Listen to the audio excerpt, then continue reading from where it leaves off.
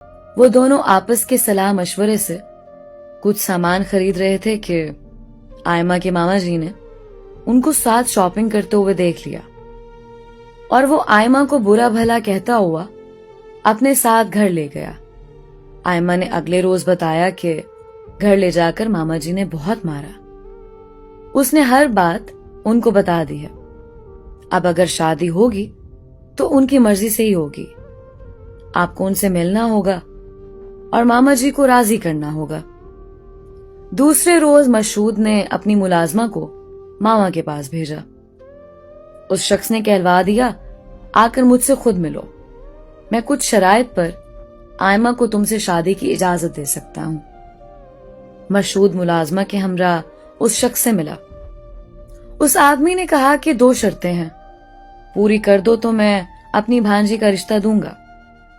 अव्वल, जिस घर में हम रहते हैं ये गिरवी है, इसका पैसा भरकर गिरवी से छुड़ा दो।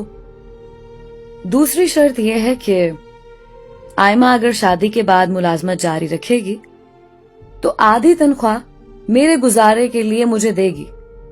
अगर मुलाजमत नहीं करेगी तो तुमको हर माह गुजारे लायक खर्चा मुझको देना होगा, क्योंकि मैं कमाने से कासिर हूं। मशहूद ने दोनों शर्तें खुशी से मान ली। यूं उनकी शादी हो गई। कुछ माह बाद ही मामा जी को लगा कि रकम कम है।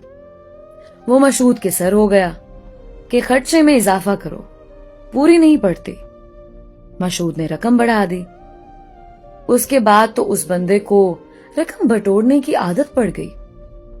वो थोड़े थोड़े दिनों बाद रकम मांगने आ जाता। मामू की इस हरकत पर आयमा को अपने शौहर से शर्मिंदगी होती। वो मना करती कि अब और रुपए उनको मत दो, मगर वो बीवी के कहने की परवाह ना करता और रकम दे देता। वो जिस कदर उसकी जरूरतें पूरी कर रहा था, उस शख्स के मुतालबे बढ़ते ही जा रहे थे। आखिरकार मशहूद तंग आ गया। उसने वो घर बेच दिया और हमारे घर के बराबर वाला बंगला खरीद लिया है। अहमद ने यहां तक बात खत्म करके कहा कि अब तुम आयमा भाभी से मिलती रहना। उसकी शादी को 1.5 साल हुआ है और वो अकेले इतने बड़े घर में रहने से घबराती है। मुलाजमा तो अपने कामों में लगी रहती है। यूं मैं अक्सर उसे मिलने चली जाती। आयमा अपने घर में बहुत खुश थी, लेकिन कभी कभी वो बुझी बुझी और उदास लगती। एक दिन मैं गई तो देखा कि आयमा ने मैले कपड़े पहन रखे हैं। मैंने वजह पूछी तो बोली, किसके लिए अच्छा लिबास पहनूं? मशहूद को तो अपने कारोबार से ही फुर्सत नहीं है। वो ज्यादा वक्त अपने गैराज को देते हैं। घर आते हैं थके मांदे, मेरी जानिब तवज्जो ही नहीं करते। मैंने उसे समझाया, मशहूद भाई नेक हैं, पुख्ता उम्र और सुलझे हुए, हर वक्त तुम्हारे साथ पीछे फिरते और मोहब्बत जतलाने को ठीक नहीं जानते होंगे।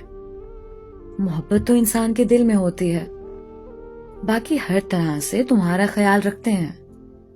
तुम बदगुमानी में ना पड़ो। मेरी बातें आयमा ने खामोशी से सुनी, मगर कुछ ना बोली। काफी दिनों बाद मैं दोबारा उसके पास गई। वो पहले से भी ज्यादा बुझी बुझी थी। इस बार उसने मशहूद के बारे में कोई बात न की। उसके बाद मैंने मशहूद भाई से बात की। उनसे कहा कि आप आयमा का ख्याल रखा करें। वो सारा दिन अकेली घर में पड़ी आपका इंतजार करती रहती है और आप रात को आकर सो जाते हैं। उसको कहीं घुमाने फिराने भी लेकर नहीं जाते। उन्होंने मेरी बात गौर से सुनी और उसके बाद वो हर जुमे को उसे बाहर घुमाने फिराने लेकर जाने लगे। शादी को 5 बरस का अरसा गुजर जाने के बावजूद उनके यहाँ अभी तक कोई औलाद भी ना हुई थी।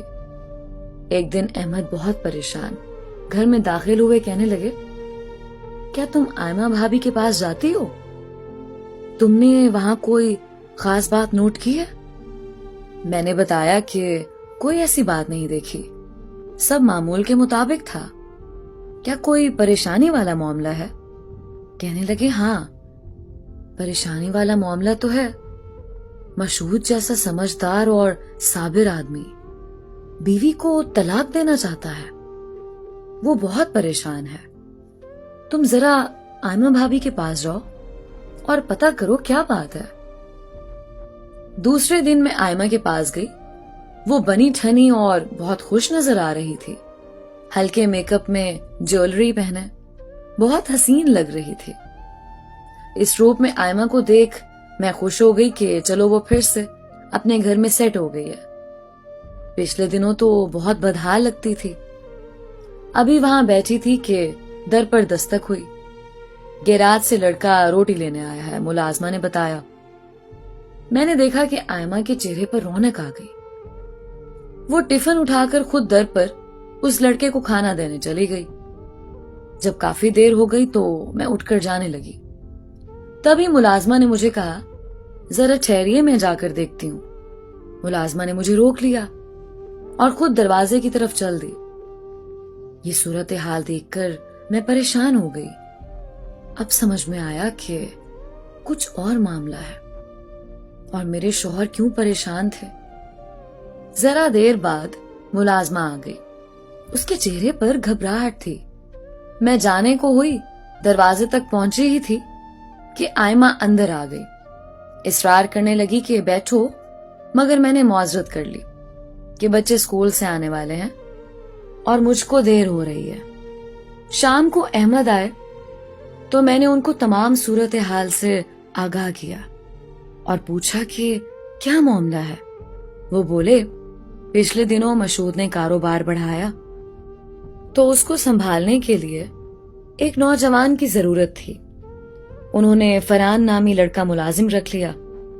وہی دکان سے روز کھانا لینے آتا، کچھ دنوں سے دیر کر دیتا تھا. انہوں نے پوچھا کیوں دیر ہو جاتی ہے. فرحان نے جواب دیا کہ جب میں جاتا ہوں کھانا تیار نہیں ہوتا، گھر سے مجھے انتظار کرنے کو کہا جاتا ہے تو میں وہاں انتظار کرنے بیٹھ جاتا ہوں. مشہود کو کوئی شک نہ ہوا. اس نے گھر آ کر ملازمہ سے پوچھا. وہ بولی صاحب جی کھانا تو وقت سے پہلے تیار ہو جاتا ہے، جب لڑکا آتا ہے ٹفن تیار ہوتا ہے. یہ بات ملازمہ نے اس وقت کہی جب آئمہ واش روم میں تھی. مشہود کو آئمہ پر تو شک نہ ہوا، لیکن ملازم اس کی نظر میں مشکوک ہو گیا کہ وہ کھانا لینے کے بعد کہیں اپنے کسی کام سے نکل جاتا ہوگا. 2-3 بار کی تنبیہ کے باوجود لڑکے کو آنے میں تاخیر ہوتی رہی تو مشہود نے سوچا معلوم تو کروں معاملہ کیا ہے. انہوں نے جب اس کا پیچھا کیا، دیکھا کہ اس کی بیوی ٹفن ہاتھ میں لیے گھر سے باہر نکلی اور پاس بنی بیٹھک میں چلی گئی جہاں فرحان بیٹھا تھا. مشہود کافی دیر باہر انتظار کرتا رہا. آدھے پونے گھنٹے کے بعد اس کی بیوی بیٹھک سے گھر میں گئی اور لڑکا باہر نکل کر گیراج کی طرف روانہ ہو گیا. مشہود نے اب بھی آئمہ پر شک نہ کیا. وہ سمجھا کہ تمام عورتوں کی طرح میری بیوی بھی میری جاسوسی میں لگی ہے. تبھی اس سے معلومات خریدنے کو یہ طریقہ اختیار کر لیا ہے. اس نے بیوی کو تو کچھ نہ کہا، مگر ملازم کو ہدایت دی کہ اگر میری بیگم تم سے میری باہر کی سرگرمیوں کے بارے میں احوال لینے کی کوشش کرے تو اسے بات کرنے کی بجائے مجھ کو آگاہ کر دینا، اور اس سے یا مجھ سے ڈرنے کی ضرورت نہیں ہے. ملازم سمجھ گیا کہ اب اس کا بیٹھک میں رکنا خطرے سے خالی نہیں، لہٰذا اس نے آئمہ کو آگاہ کیا اور دونوں نے ملاقات کا ایک اور راستہ ڈھونڈ لیا. گھر سے قریب ایک ریسٹورانٹ تھا. آئمہ مقررہ وقت پر وہاں چلی جاتی اور ٹفن دینے کے بہانے دونوں تھوڑی دیر بیٹھ کر چائے پینے کی آڑ میں ملاقات کر لیتے، جبکہ اس نے ملازمہ کو سختی سے منع کر دیا کہ صاحب کو اس کے باہر جانے کا نہیں بتائے گی. اب آئمہ بہت بدل گئی تھی.